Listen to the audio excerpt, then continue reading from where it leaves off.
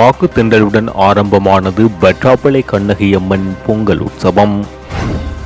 நாடளாவிய ரீதியில் 2023 ஆண்டுக்கான கல்வி பொதுத்தராதர சாதாரண பரீட்சைகள் ஆரம்பம். இந்திய ரூபாவை இலங்கையில் பயன்படுத்தக்கூடிய சூழ்நிலை, ரகசிய நகர்வுகளை வெளிப்படுத்தும் விமல் வீரவன்ச. தமிழீழ விடுதலை இயக்கத்தின் தலைவர் ஸ்ரீ சபாரத்னத்தின் 38வது நினைவு தினம் அனுஷ்டிப்பு. இழை இறக்க ஆலயத்தில் மாதாவின் உருவ சிலையிலிருந்து சிந்தும் இரத்தம்.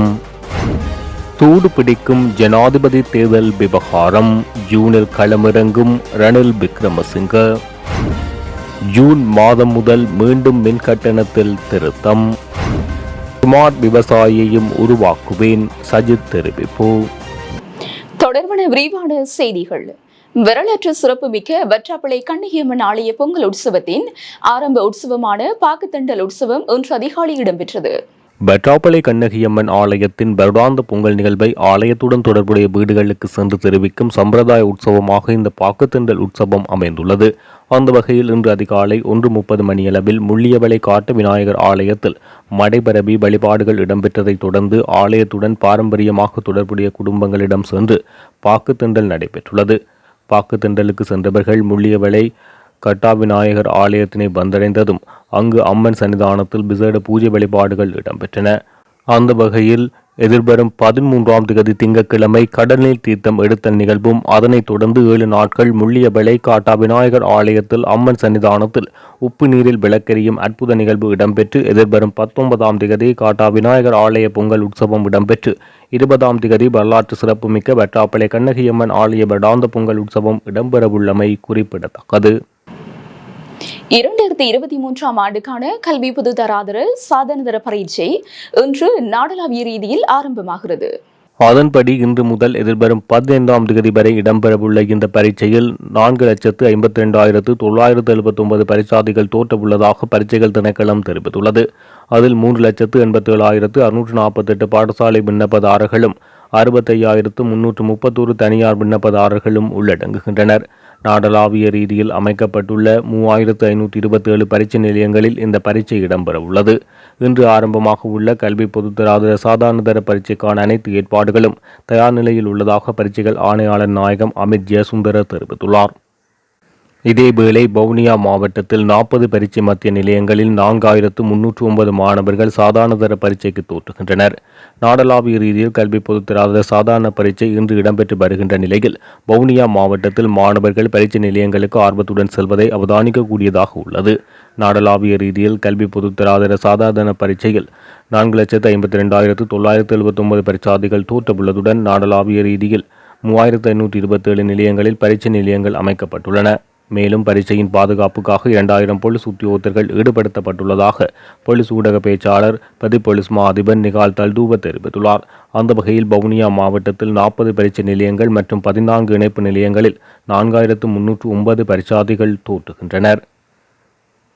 இதேவேளை மட்டக்களப்பு மாவட்டத்தின் 5 கல்வி வலயங்களிலும் இன்றைய தினம் காப்பூத சாதாரணதர பரீட்சை அமைதியான முறையில் ஆரம்பமாகியுள்ளது.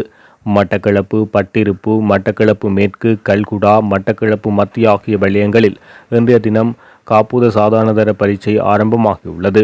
மட்டக்களப்பு மாவட்டத்தில் இம்முறை 111 பரீட்சை நிலையங்கள் ஏற்படுத்தப்பட்டுள்ளதுடன் 13,902 பரீட்சார்த்திகள் பரீட்சைக்கு தோற்றுகின்றனர்.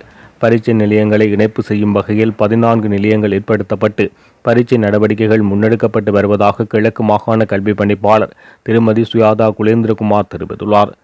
மட்டக்களப்பு மாவட்டத்தில் இம்முறை பாடசாலை பரீட்சார்த்திகளாக 10,037 பேரும், தனிப்பட்ட பரீட்சார்த்திகளாக 3,865 பேரும் தோற்றுவதுடன் இதில் தமிழ் மொழியில் 13,826, சிங்கள மொழியில் 10 பேரும், ஆங்கில மொழியில் 66 பேரும் தோற்றுவதாக அவர் தெரிவித்துள்ளார். இலங்கையின் இறையாண்மையை இந்தியாவுக்கு காட்டிக் கொடுப்பதற்கு ஆட்சியாளர்கள் தயாராகி வருகின்றனர். எட்கா உடன்படிக்கையை கைச்சாத்திடுவதற்குரிய ஏற்பாடுகளும் ரகசியமாக இடம்பெறுகின்றன என்று உத்தரலங்கா சபாஹேவின் தலைவரும் நாடாளுமன்ற உறுப்பினருமான விமல் வீரவன்ச தெரிவித்துள்ளார். இலங்கையை இந்தியாவின் மாநிலமாக மாற்றுவதற்கு முயற்சி எடுக்கப்படுகின்றது. இந்திய ரூபாவை இலங்கையில் பயன்படுத்தக்கூடிய சூழ்நிலை உருவாக்கப்படும் என அவர் குறிப்பிட்டுள்ளார். அத்துடன் 2வது சுதந்திர போராட்டத்தை ஆரம்பிக்க மக்கள் உத்தரலங்கா சபகாயாவுடன் கைகோர்க்க வேண்டும் என அவர் அறைகூவல் விடுத்துள்ளார். இது தொடர்பில் ஊடகங்களிடம் விமல் வீரவன்ச தெரிவிக்கையில், இலங்கையில் என்றுமில்லாதவாறு பொருளாதார கேந்திர முக்கியத்துவமிக்க இடங்களை விற்பனை செய்யும் நிலை காணப்படுகிறது. இலங்கை மின்சார சபையை 12 கூறுகளாக பிரித்து இந்திய நிறுவனங்களுக்கு விற்பதற்கு தயாராகின்றனர். இலங்கையையும் இந்தியாவையும் இணைப்பதற்குரிய பாதை பற்றியும் பேசப்படுகிறது.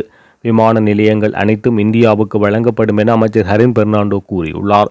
இந்திய ரூபாவை இலங்கையில் பயன்படுத்தக்கூடிய சூழ்நிலை உருவாக்கப்படும். அதேபோல இலங்கை மற்றும் இந்திய சுங்கங்களை இணைப்பதற்குரிய சாத்தியம் பற்றியும் பேசப்படுகிறது. இவ்வாறு இலங்கையை இந்தியாவின் மாநிலமாக மாற்றுவதற்கு முயற்சி எடுக்கப்படுகிறது. இது நாட்டின் இறையாண்மையை காட்டிக் கொடுக்கும் செயலாகும். எட்கா உடன்படிக்கையின் உள்ளடக்கங்கள் கோரப்பட்டாலும் அவை வழங்கப்படுவதில்லை. இரகசியமான முறையில் உள்ளடக்கங்கள் இடம்பெற்று வருகின்றது என குறிப்பிட்டுள்ளார். பாராளுமன்றத்தை உடன் கலைத்து பொதுத் தேர்தலை நடத்துமாறு ஜனாதிபதி ரணில் விக்ரமசிங்கவிடம் கோரிக்கை விடப்பட உள்ளது. இது தொடர்பான கோரிக்கையை முன்வைக்க ஸ்ரீலங்கா பொதுஜன பெரமுன மீண்டும் தீர்மானித்துள்ளதாக கட்சியின் உள்ளக தகவல்கள் வெளியாகியுள்ளன. இதற்கு முன்னதாக பொதுஜன பெரமுன நிறுவனர் பசுல் ராஜபக்ச ஜனாதிபதியிடம் இந்த கோரிக்கையை விடுத்திருந்தார். ஏதோ வகையில் அவசரமாக பொது தேர்தல் நடாத்தப்பட்டால் ஸ்ரீலங்கா பொதுஜன பெரமுன எந்த சின்னத்தில் போட்டியிடும் என கட்சியின் பொதுச் செயலாளர் சாகர காரியவசத்திடம் ஊடகம் கேள்வி எழுப்பிய போது, அனைத்து தேர்தல்களுக்கும் தமது கட்சி வேறு எந்த சின்னத்திலும் போட்டியிடாது எனவும் தமது கட்சி தாமரைமொட்டு சின்னத்தில் மாத்திரமே போட்டியிடும் என அவர் குறிப்பிட்டுள்ளார். தமிழீழ விடுதலை இயக்கத்தின் தலைவர் ஸ்ரீ சபாரத்னத்தின் 38வது நினைவு தினம் யாழில் அனுஷ்டிக்கப்பட்டுள்ளது. குறித்த நினைவஞ்சலி நிகழ்வானது யாழ் கொக்குவில் பகுதியில் ஸ்ரீ சபாரத்னம் கொலை செய்யப்பட்ட இடத்தில் இடம்பெற்றது. இதன்போது மறைந்த தலைவரின் திருவுருவப் படத்துக்கு பொதுச்சுடரேற்றி மலர் மாலை அணிவித்து அஞ்சலி செலுத்தப்பட்டுள்ளது. செல்வம் அடைக்கலநாதன், கோவிந்தன் கருணாகரம், டெலோ இயக்கத்தின் உறுப்பினர்களான பிந்தன் கனகரத்னம், தியாகராஜா நிரோஸ், துரைராசா ஈசன் உள்ளிட்ட பிரமுகர்கள் கலந்து கொண்டனர். யாழ்ப்பாணம் வடமராட்சி கிழக்கு மணல்காடு இறக்காலயத்தில் மாதாவின் உருவ சிலையிலிருந்து ரத்தம் சிந்துவதாக தெரிவிக்கப்படுகிறது. இன்று அதிகாலை 5:30 மணியிலிருந்து மாதாவின் உருவப்படத்திலிருந்து குருதி வடிந்து வருகிறது. இதனை மக்கள் சென்று அதிசயமாக பார்வையிட்டு வருகின்றமை குறிப்பிடத்தக்கது.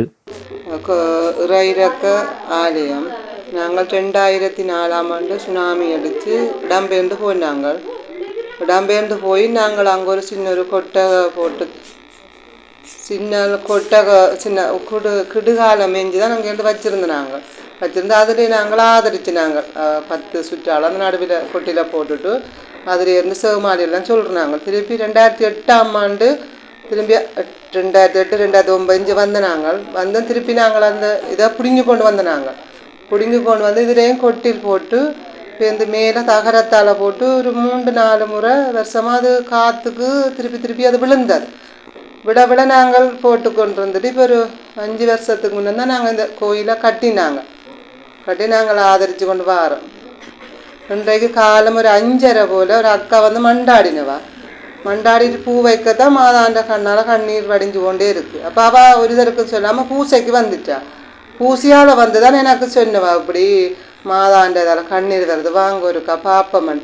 திருப்பி நானும் வந்து பார்க்கத்தான் மாதாண்டதால் அப்படியே கண்ணீர் வடிஞ்சு கொண்டே இருக்குது. நாங்கள் என்ன தேவைகளும் என்ன கஷ்டம் வந்தாலும் அங்கே இதுக்கு வந்து அழுது கூடாதுன்னா எங்களுக்கு அது கிடைக்கும்.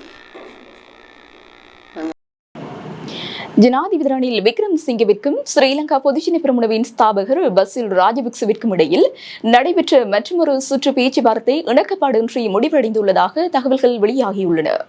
ஏற்கனவே இருவருக்கிடையில் 4 சுற்று பேச்சுவார்த்தைகள் முன்னெடுக்கப்பட்டிருந்த நிலையில் ஜனாதிபதி தேர்தலுக்கு முன்னதாக பாராளுமன்றத்தை கலைத்து பொது தேர்தல் நடாத்துவது குறித்து இதன்போது கலந்துரையாடப்பட்டுள்ளதாக தெரிவிக்கப்படுகின்றது.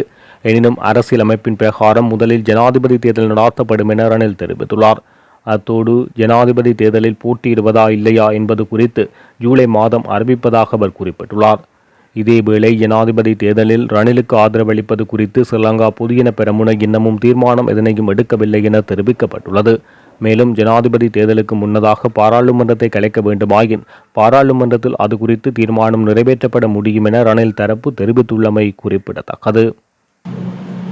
கிராம சேவகர்கள் அனைவரும் பல கோரிக்கைகளை முன்வைத்து இன்றும் நாளையும் சுகையின விடுமுறையை அறிவித்து தொழிற்சங்க நடவடிக்கையில் ஈடுபட உள்ளதாக அறிவித்துள்ளனர். நாடளாவிய ரீதியில் சுகையின விடுமுறையை அறிவித்து கடமைகளில் இருந்து விலகி தொழிற்சங்க நடவடிக்கையை மேற்கொள்வதாக அகில இலங்கை கிராம உத்தியோகத்தர் சங்கம் தெரிவித்துள்ளது. இந்த சங்கத்தின் பிரதம செயலாளரான ஜெகத் சந்திரலால் கிராம உத்தியோகத்தர்களை பிரதித்துவப்படுத்தும் அனைத்து சங்கங்களுக்கும் இதற்கு ஆதரவு தெரிவித்துள்ளதாக குறிப்பிட்டுள்ளார். இந்த தொழிற்சங்க நடவடிக்கையானது பொறுத்தது போதும் என்ற துணிப்பொருளில் முன்னெடுக்கப்பட்டுள்ளது. ஜனாதிபதி ரணில் விக்ரமசிங்கவின் ஜனாதிபதி தேர்தல் பிரச்சாரத்தை எதிர்வரும் ஜூன் மாதம் ஆரம்பிக்க வேண்டும் என அரசாங்கத்தின் அரசியல் தலைவர்கள் யோசனை முன்வைத்துள்ளதாக தெரிவிக்கப்படுகிறது. இந்த வாரம் ஜனாதிபதி தேர்தலுக்கான அரசியல் குழு கூட்டத்தில் இந்த யோசனையை முன்வைக்கப்பட்டுள்ளது. இந்த அரசியல் குழுவில் அமைச்சர்களான பிரசன்ன ரணதுங்க, காஞ்சன விஜயசேகர, கரின் பெர்னாண்டோ, மனுச நாணயக்கார, டிரானலஸ் மற்றும் சபை உறுப்பினர்களான நிமல் லன்சா மற்றும் அனுரஜாப் ஆகியோர் கலந்து கொண்டுள்ளனர். இதற்கு முன்னதாக பசில் ராஜபக்சவுடன் ஜனாதிபதியும் அமைச்சரும் நடாத்திய விசேட கலந்துரையாடலில் ஜனாதிபதி தேர்தலுக்கான பிரச்சாரங்களை விரைவில் ஆரம்பிக்க வேண்டுமென வலியுறுத்தப்பட்டுள்ளது.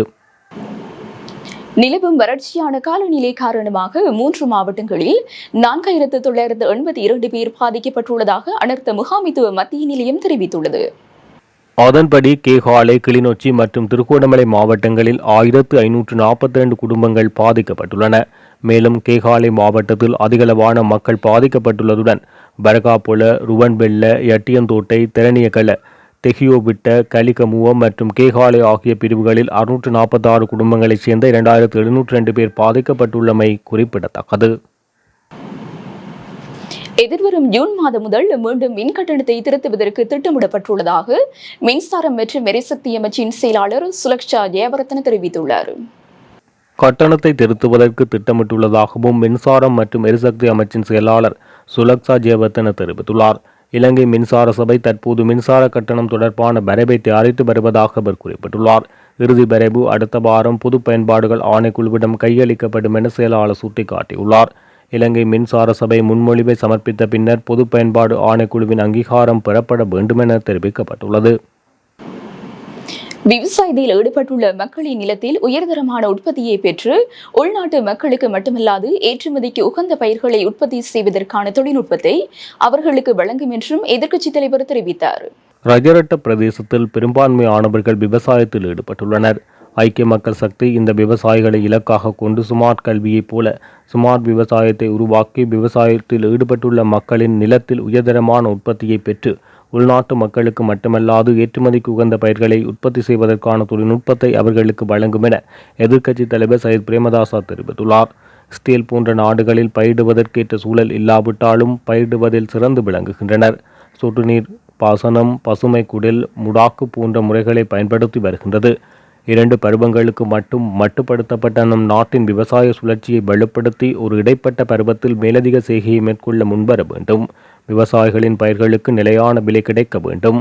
களஞ்சியங்கள் உரிய முறையில் முகாமைத்துவம் செய்யப்பட வேண்டும்.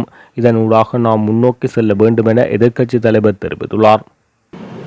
இத்துடன் ஜெஃப்னக்லரியின் மதிய நேர பிரதான செய்திகள் நிறைவடைகின்றன. மேலதிக செய்திகளை அறிந்து கொள்ள www.jeffnaclery.lk என்ற இணையதளத்தினூடாக இணைந்து கொள்ளுங்கள்.